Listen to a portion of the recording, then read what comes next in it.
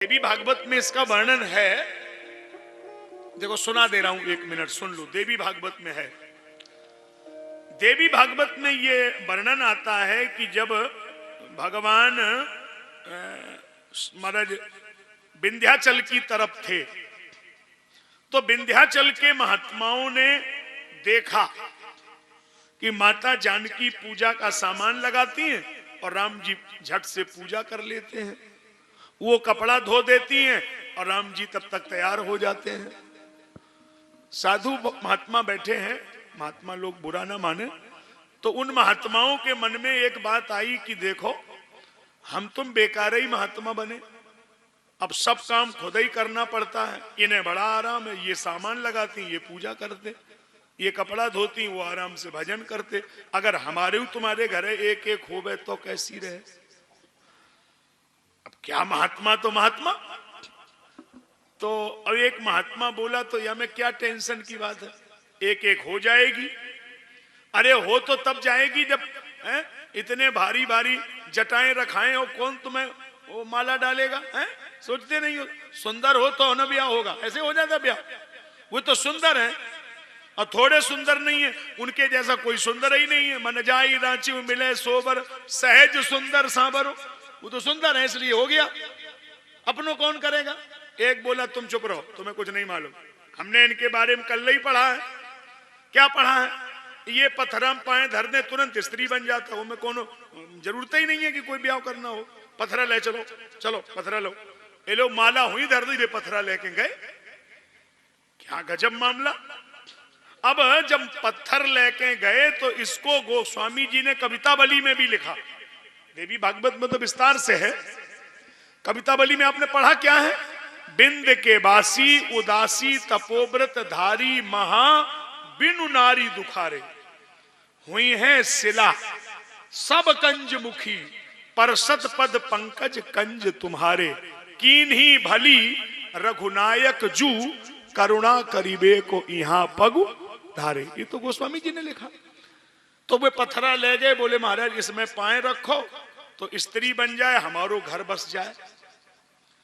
राम जी ने कहा कि महाराज काय को बाबरे हो गए हो, माला फेरो भजन करो, ये चक्कर में ना पड़ो, ये गृहस्थी का चक्कर खराब होता। तो वो बोले ना ना लो, आप हमारी नहीं मान रहे हो और आपको इतना आराम हम आप चाहते नहीं हो। भगवान बोले अब तुम नहीं मान रहे हो तो ठीक है भैया, हम तुम्हारी बात मान लेंगे, तो पत्थर में तुम पाए रखो केवल। राम जी बोले पाए तो रख देंगे, अभी नहीं। तो कब रखोगे? बोले बात यह है कि तुम साधु महात्मा सीधे साधे हो, पत्थर टेढ़ा है तो कोई पत्थर चीकना नहीं है। अब टेढ़ा पत्थर होगा तो टेढ़ी बनेगी और चिकनो नहीं होगा तो वह फिर समझ लो कैसी बनेगी, तो तुम्हारा झगड़ा होगा। पत्थर ले जाओ और घिस के लाओ बिल्कुल साफ सुथरे, तब हम पाए रखें। सो उनने माला पूजा सब बंद कर दी, ले पत्थरा घिसबो शुरू। अब भगवान परेशान कि अच्छा ये महात्मा पीछे पड़े हैं, पत्थरा घिसे, कैसे इनको समझाया जाए।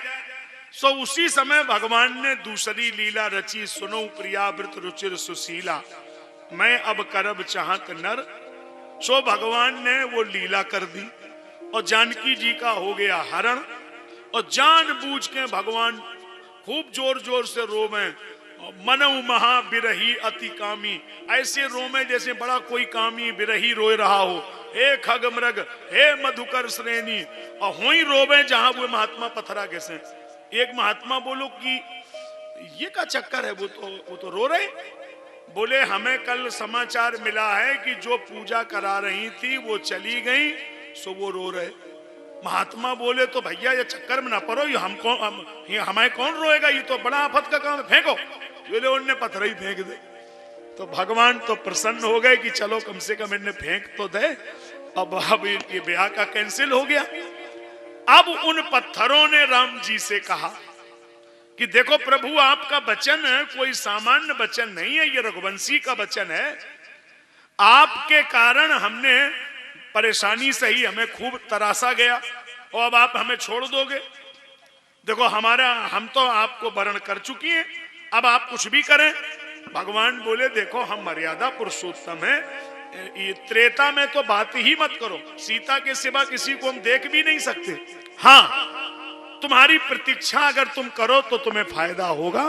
द्वापर में जब हमारा कृष्णावतार होगा तो तुम सब गोपी बनकर के आओगे और हम तुम्हें अपने अंग से संग कराएंगे।